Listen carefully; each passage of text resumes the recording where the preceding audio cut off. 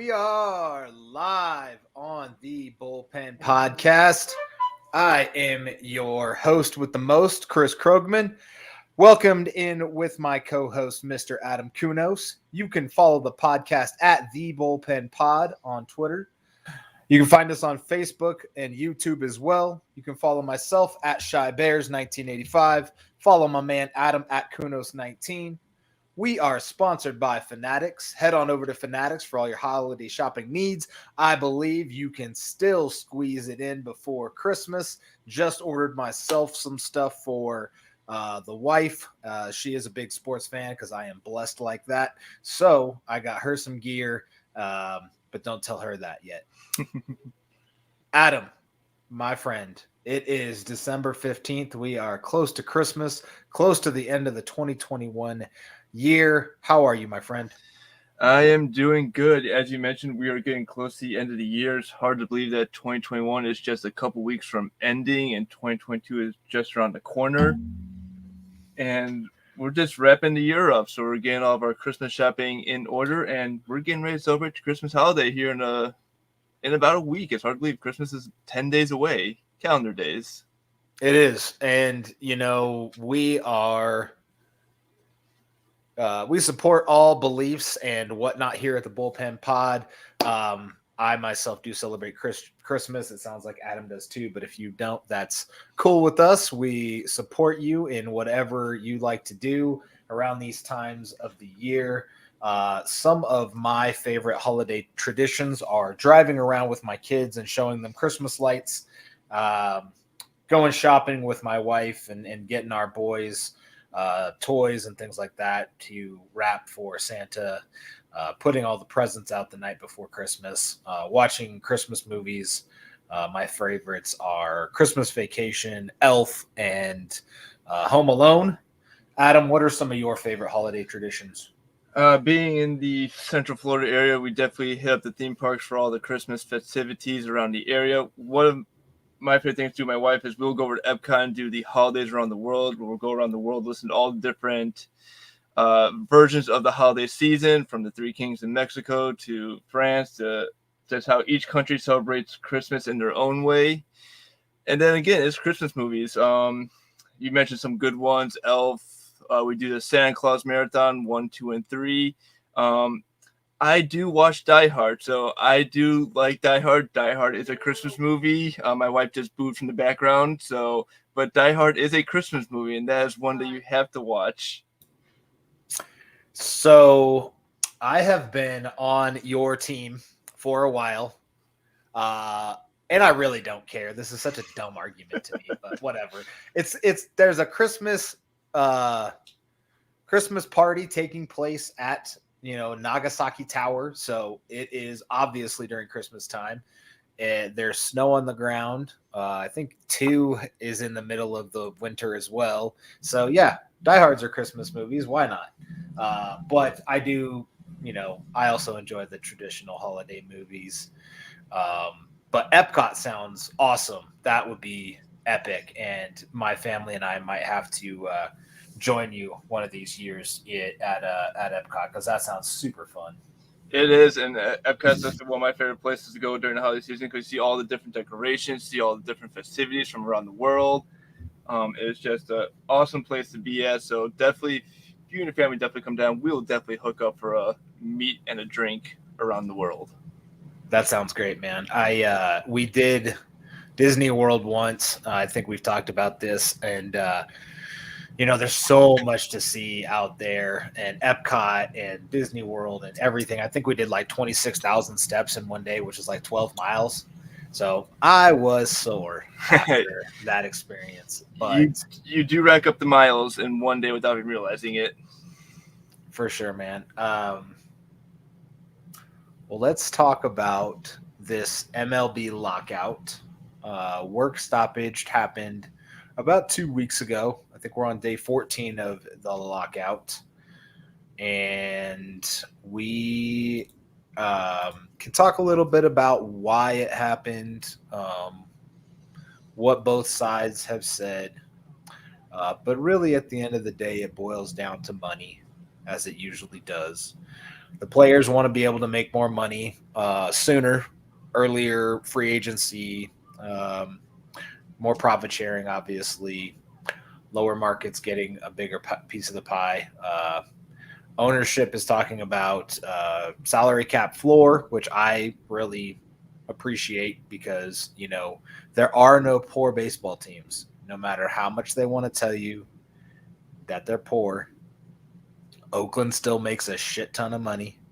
So does Tampa Bay. All these teams have billions of dollars, millions of dollars at the least. So yeah, seeing them have a salary cap floor, having more teams be competitive would be awesome.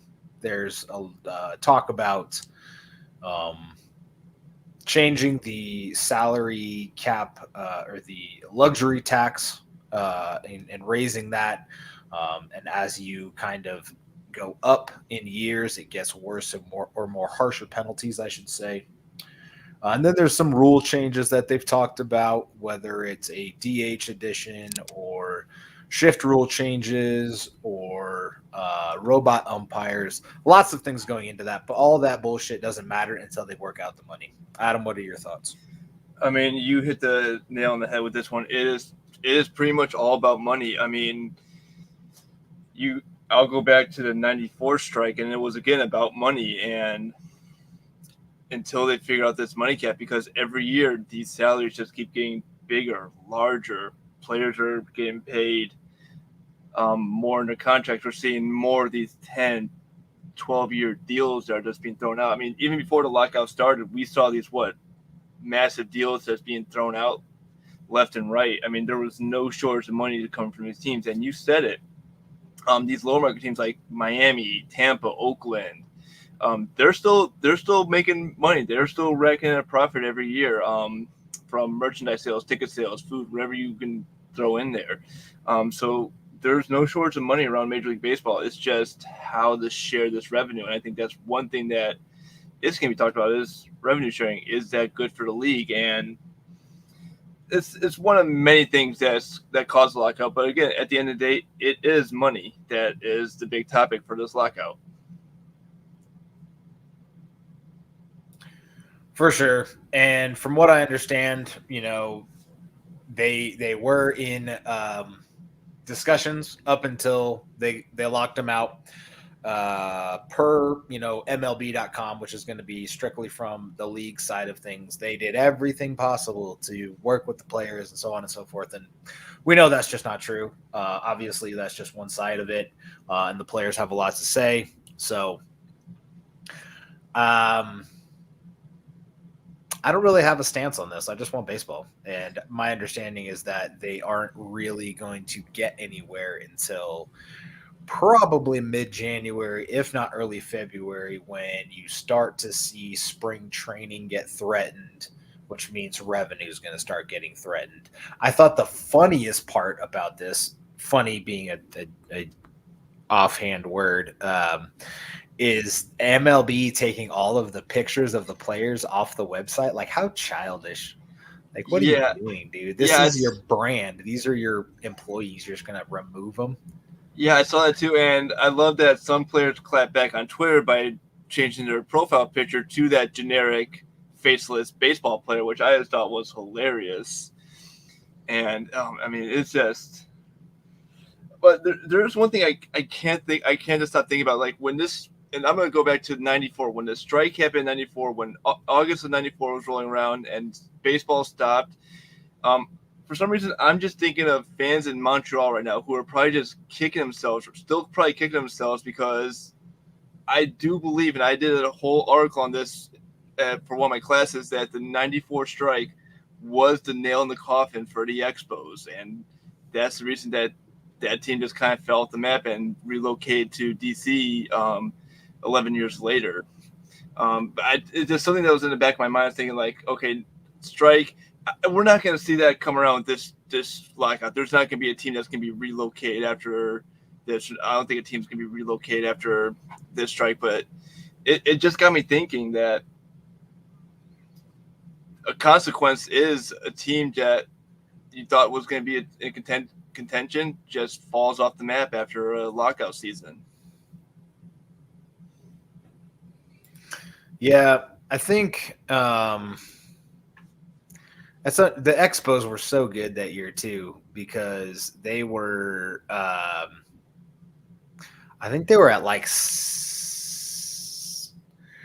I can't remember exactly when the lockout happened in '94, but they were the best team in baseball, and I want to say like halfway through the season they were like something like 64 wins, so they're on pace for like 120 130 wins, which at the time would have just blown the doors off the win total. And that was a ridiculously good team with Galarraga and Walker and all those guys in the '94 season. And the Yankees were really good that year. So it would have been fun to see an Expos team who obviously was close to being shut down compete against a behemoth like the Yankees. But unfortunately, middle of the season strikes and stuff are weird.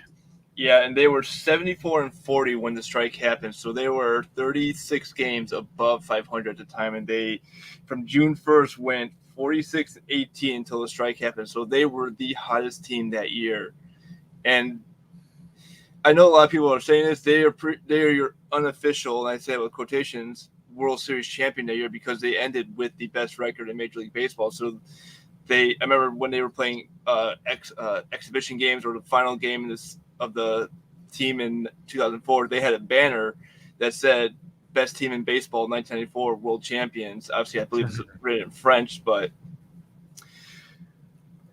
this strike is a little different than what you saw in '94. That strike obviously happened in the middle of the season. This one took place after the Braves won the World Series. So luckily for fans, this happened in the off season. So now I'm not going to say stressed about it, but they're just going to wonder over the next couple months when will the two sides come together. And as you mentioned, there won't be any talks until January, February, until spring training report dates are starting to be thrown in. The possibility of a late spring training is thrown on the table. Right. And for the owners, to kind of give you an idea of what the owners are looking for, they're looking for, expanded playoffs for more TV revenue. The players are only going to get a portion of that, considerably smaller than the TV revenue. The owners also want to reduce season to 154 games, which it's not really a big deal if you ask me. That's 5 games, 6, 7 games. It's like math. Math is hard. 8 games. And implementation of a universal DH, and then keep the status quo as far as like money goes and things like that. The players want more of the profit sharing, essentially, that the money that's created. I think they probably get somewhere around like 45% of the overall incoming dollars, where other sports like basketball, it's closer to 50-50 players and owners. Players want, the contract manipulation for baseball. Listen, baseball rules in general are complicated as fuck. The draft is complicated. The compensation's complicated. The contracts are complicated, especially when it comes to like minor league players, holding them back so that they're not eligible for free agency, not playing them X amount of games in September so that they're eligible for Rookie of the Year next year, or, if they're like, there's just a lot of nuance, really kind of very minutia detailed rules in baseball that are just, it's like doing your fucking taxes is what it comes down to. It's so goddamn complicated. Nobody wants to do it. So you have to pay somebody an exorbitant amount of money to do them for you. But I digress. So the owners don't want to touch the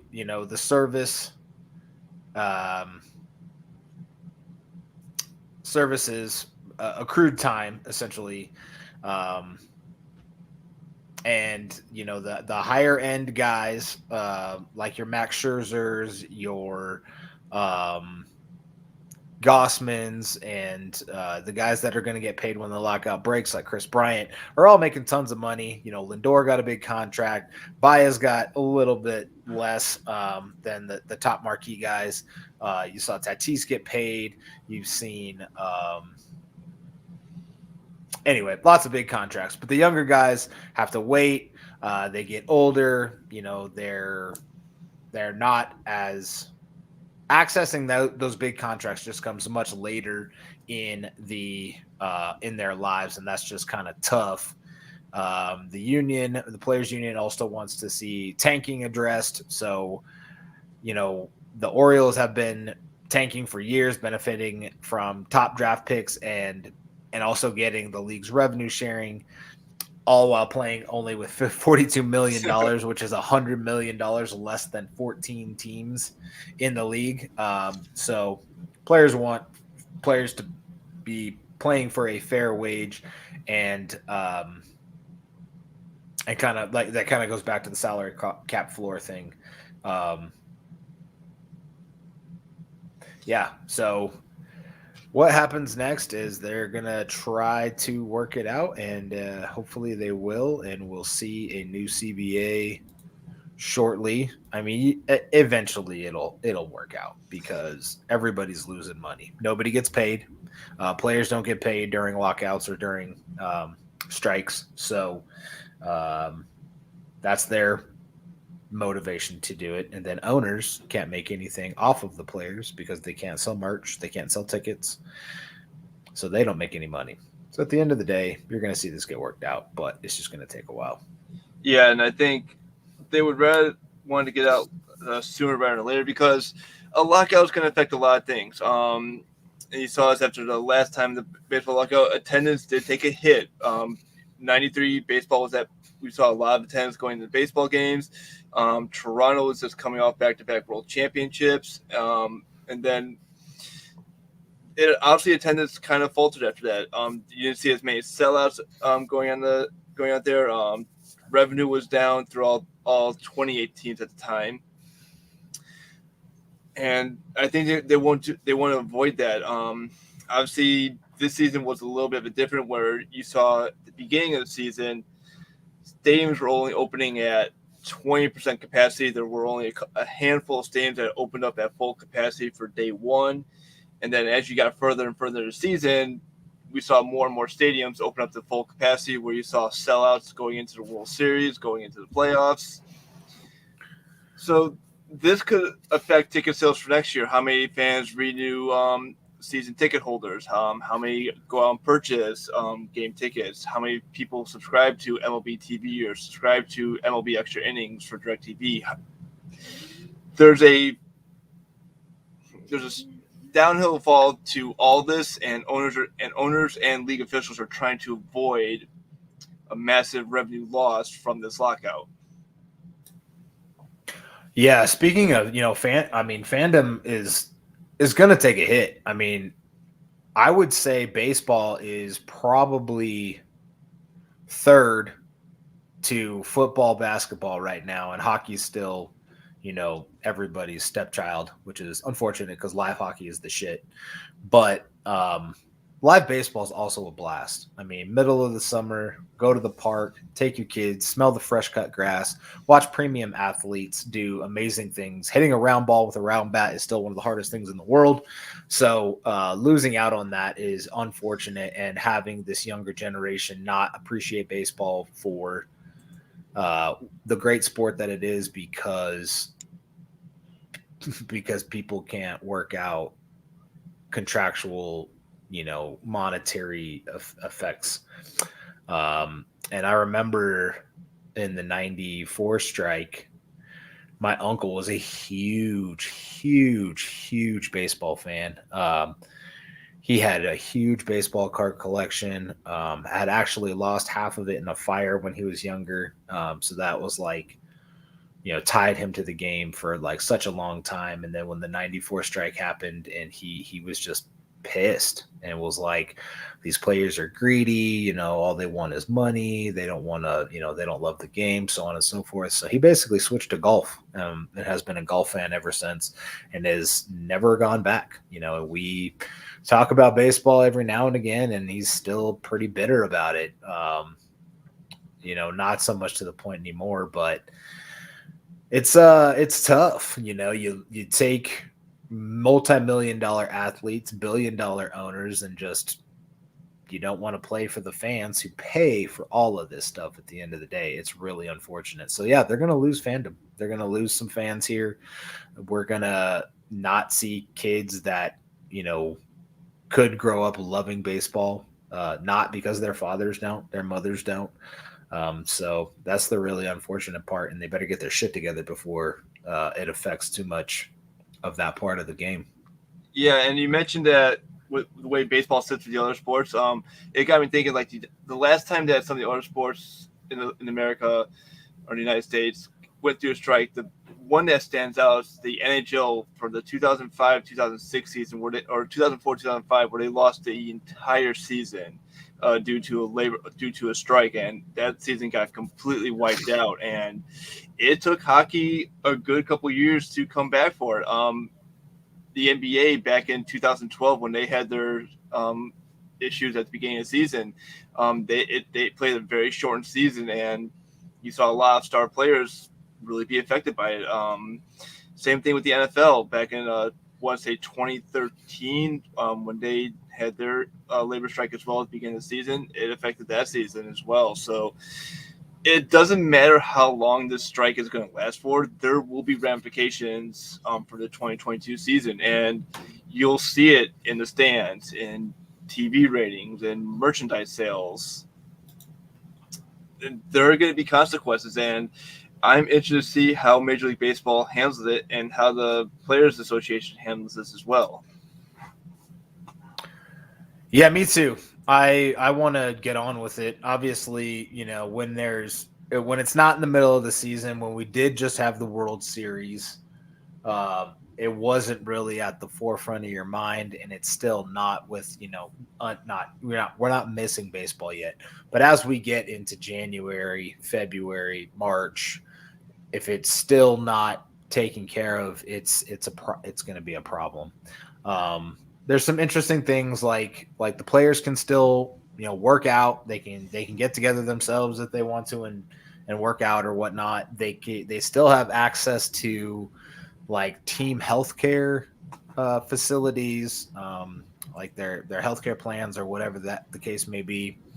So it is an interesting lockout situation. They are still employees of these teams and can still take advantage of some of the benefits, but they don't get paid. They can't.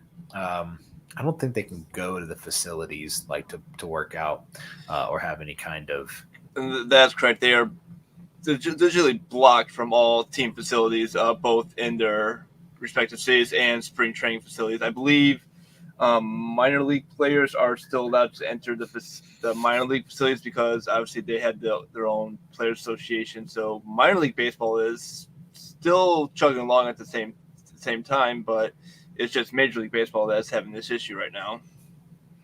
Yeah, that's weird because we still had the Rule 5 minor league draft. The Rule 5 major league draft hasn't taken place yet. And if you're unfamiliar with what the Rule 5 draft is, it aims to prevent teams from stockpiling too many young players on their minor league affiliate teams when other organizations would be willing to pay them and play them in the majors. Rule 5 is named for the place in the official professional baseball rules book. So literally look up rule number 5, and that's the rule. It's kind of stupid. It's postponed indefinitely right now, but minor league draft did take place. Yeah, not a big news worthy story, but it is something that happened. Yeah, Rule 5 is also, players that signed at 18 or younger need to be added to their club's 40-man roster within 5 seasons, or they become eligible for the full Rule 5. So when they do end up having the Rule 5 draft, this is what applies. Players who signed at 19 or older can be protected within 4 seasons. Yeah. Reading that, it's probably easier to do taxes at this point. Like I said, man, everything's so goddamn complicated. It's ridiculous, man. I was reading like when I was growing up, I used to follow the draft a lot, and I always liked prospects, because the Mets were trash, and like the only thing to really look forward to was prospects, and so I'd look at Baseball America, and I think I even had a subscription for a while, and the draft didn't seem this complicated back then. It wasn't like other drafts. Like I don't think you could still trade picks, or if you can only trade like the first 4 or 5 rounds worth of picks. And then you also now have allotted money to spend on not only draft slots, but you also have international money. And so like there's ways to stack your draft to where you kind of spread the money out so you get more, I don't know, mediocre talent, so top 75 percentile, or you can top load your draft and really give the guys a bunch of money, or tell them that you're going to give them a bunch of money so that they demand that much money from everybody and then they fall to you in the draft. Like there's so much weird manipulation that provides, big market teams a lot of leverage. And also like they started compensation rules that are much more aggressive. It seems like I remember growing up, like compensation for like top free agents were like a low second round compensatory pick. And now you give up your first round fucking pick. And that's ridiculous. And yeah, you're hitting it. I mean, I couldn't follow halfway you said because the baseball draft rules are just fucking ridiculous. I mean, they're all over the place. I mean, it's not like your NFL draft or NBA draft where every team is allowed to pick in the first round, but you can trade out of the first round to get players you can trade up in a draft. And yeah, it's complicated. It's so complicated. That's what I'm saying. It's just too much. Like baseball overcomplicates everything, and that's probably one of the reasons that like they don't have the following that other sports do. I mean, NBA draft, NFL draft are huge events, and they're doing a better job of televising like the MLB draft and whatnot. But like, again, with like the major leagues, a lot of these guys aren't going to see the field for years, if ever. I think it has the highest bust rate of the first round. Like guys will never even see the major leagues, let alone be good or bad. I mean, you're talking like the NFL for comparison has a 50% bust rate, but at least those guys play. I mean, you find out that they can't play at this level. Half of the minor league first round or the Major League Baseball first round draft doesn't even make it to the majors. That's just, it's complicated. They fall out within like AA, or if they make it a AAA, that's probably the best they're going to get before they unfortunately fall out the league. Yep, exactly. Well, enough of the depressing stuff. That is that's no fun. Let's talk about that was depressing. Yeah. Let's talk about some of the fun stuff that we enjoyed over the last season, the favorite moments of 2021. Adam, why don't you kick us off since I've been rambling on forever? Obviously some of my favorite moments, and I'm gonna be a little more team specific here, was just the White Sox finally winning that AL Central Division, kind of that first division since 2008. Just the season that they had was probably it was in the works. I mean, we saw this coming from 2004 or 2016 when they officially started to rebuild. All this young talent just came up, and finally the White Sox had a good baseball team. It's been a while since the White Sox were a really good team like we saw on the field. The no-hitters we saw, but the no-hitters that we saw this year was just unbelievable. And Carlos Rodon coming so incredibly close to a perfect game. That one pitch off the goddamn foot, if I can't remember who he hit off the goddamn toe. I watched the game. I pretty much screamed. I'm pretty sure I woke up some of my neighbors at that time, but so close to a perfect game. The no-hitters, though, that we saw this year were just unbelievable. I think it was like every week and a half we were talking about this guy throws a no-hitter, another no-hitter. And that was probably one of my favorite moments, just seeing this pitching dominance in the first half. Because we talked about this league being so heavy hitting over the last couple of years, but just to see this dominant pitching that we saw in the first half kind of be front and center. Shohei Ohtani being that incredible runaway AL MVP, two-way player, pitching 5 innings, striking out 10, going 2 for 3 with a couple moonshots. I mean, the Field of Dreams game, how can you not fall in love with baseball in Iowa and Cornfield? And the ending, the storybook ending that had for a walk-off home run is just something that I will – that image lives rent-free in my mind. I can replay that image daily in my mind. A couple things I'm seeing on the notes. Trey Mancini, talk about a good comeback for the ages, coming back from stage 4 colon cancer, making his comeback with Baltimore this year and just having a phenomenal season, all-star season, AL comeback player of the year. Yeah, those are just some of the moments. I mean, there's obviously a list of moments we can go to that are probably like an encyclopedia of just how, in my opinion, how amazing this season was. Coming off a shortened 2020 season where you saw no fans in the stands up until at least the league championships on the National League side. And then just seeing fans back in the stands, I got a chance to finally get back to a baseball game in July in Colorado for the first time since 2019, being back in the ballpark. I honestly missed that. That was one of the things I missed from last year, was actually going to the ballpark, having a couple beers, watching a good baseball game, and just enjoying the atmosphere.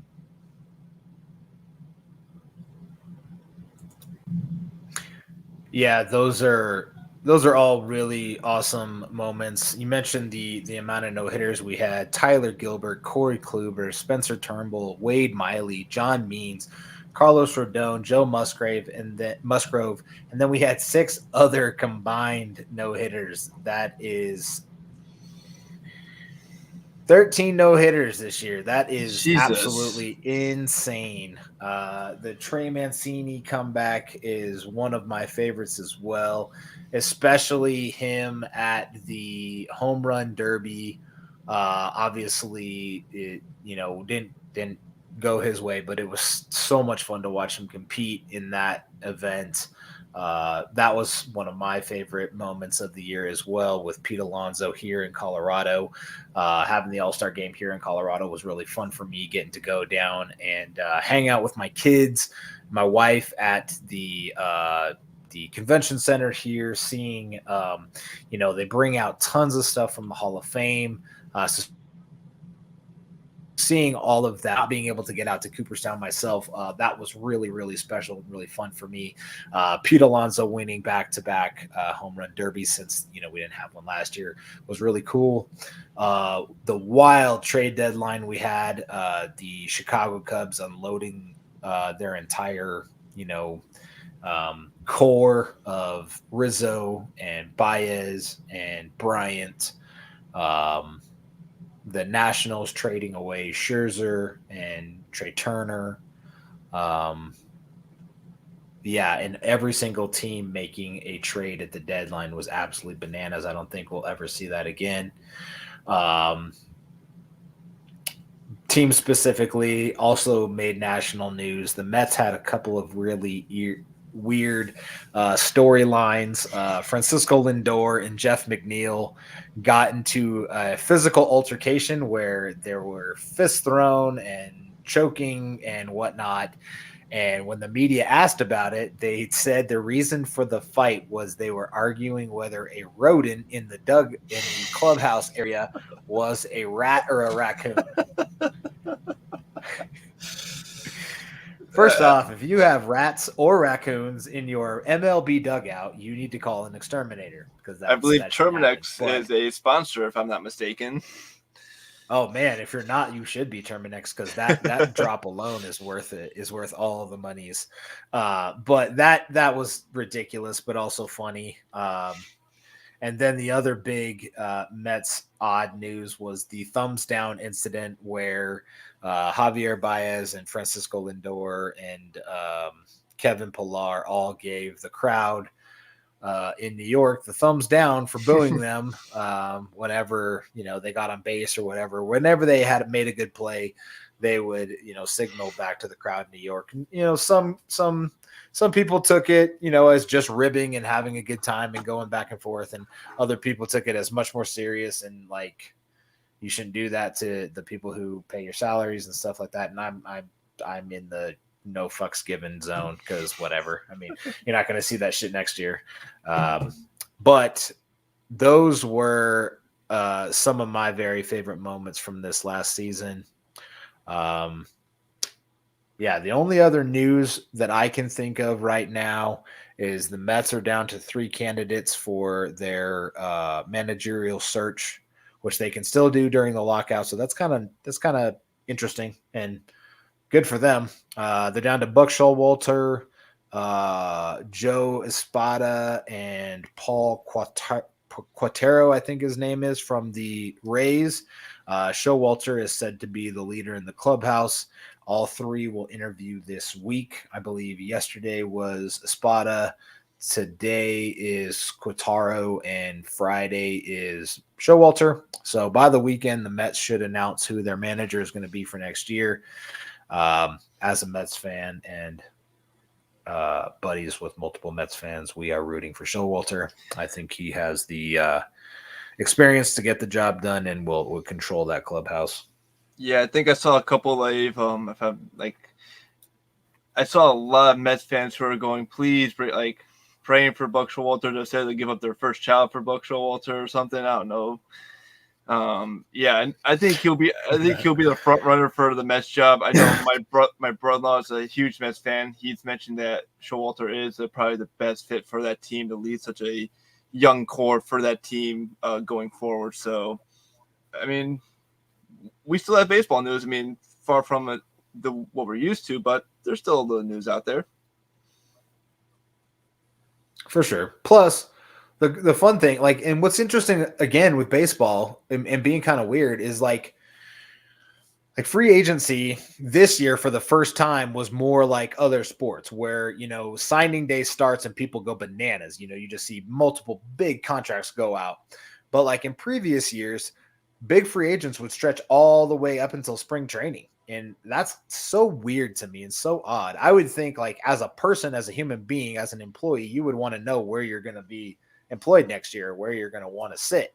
And maybe, holding out or waiting until the last minute gives you more of an offer. And from a team's perspective, I would think you would want to build your roster and understand who's going to be the core of that roster and who's going to play for you next year. So we still have a lot of really big name free agents out there.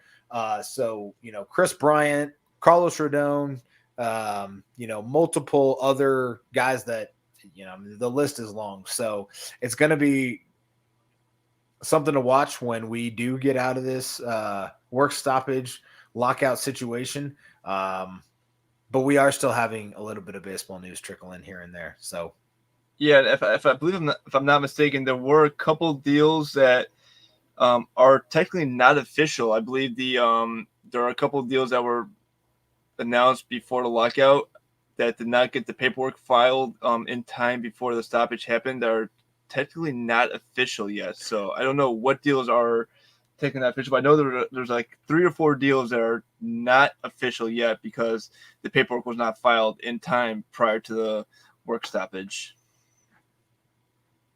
Well, one deal that was a little bit, which is weird because it was done early enough. It was like November was Justin Verlander, and that got approved. So that one's done. He'll be back with the Astros. I think it's 2 years and like $40 million or something like that. Yeah, it's a short deal. Yeah, for sure. All right, Mr. Kunos, what else do you have for us this evening? Are we going to tell the folks to have a happy holiday and a merry new year? Whatever. Happy holidays and happy new year, or do you want to talk about something? No, I else? think we can wish all of our viewers and followers a happy holidays wherever you celebrate. Please enjoy the holidays with your family. Be safe, have fun, have a wonderful new year. And let's end 2021 with a bang, and let's kick off 2022 with a bang. For sure. Let's end this lockout. What is your favorite holiday food, whether it's a drink, a food, or like a dessert? Favorite holiday drink. We actually just saw this. My wife just found this on TikTok. It is a Grinch mimosa where you take orange juice, blue carousel, mix it together with champagne for a green mimosa. So I think we're gonna try that and watch How the Grinch Stole Christmas on New Year's Eve. But other than that, if I get a good whiskey on the rocks, that's definitely good. You should put that whiskey in some eggnog. I like eggnog. I am not an eggnog person. I Oh, am not. man. I'm probably that one person you're gonna look at the party going like, I don't like you because you hate eggnog. I hate you. Whatever. Opinions are like assholes. Everybody has one and they all stink, right? No, but Go ahead. One of my favorite things to do Christmas morning though is we did this growing up is we made cinnamon rolls on the Pillsbury cinnamon rolls. When I got older, it would be with cinnamon rolls, coffee, and that was the thing to have for Christmas morning. Now it's just a cup of coffee, just kind of chillax until we go hang with Rebecca's parents and then my parents and whoever's going to be over for Christmas. So it's just a fun day of relaxing, having a couple of drinks, and just enjoying the day. Good times, man. Well, like Adam said, everybody, you have a happy holidays, Merry Christmas, Happy New Year. We have really enjoyed bringing you the Bullpen Podcast this season and this 2021 year. Postseason, MLB free agent coverage, the award show, and then this episode here where we talk about a work stoppage, which sucks, but we're here to cover it all. So we will see you next year and have a good one. Happy holidays, everyone.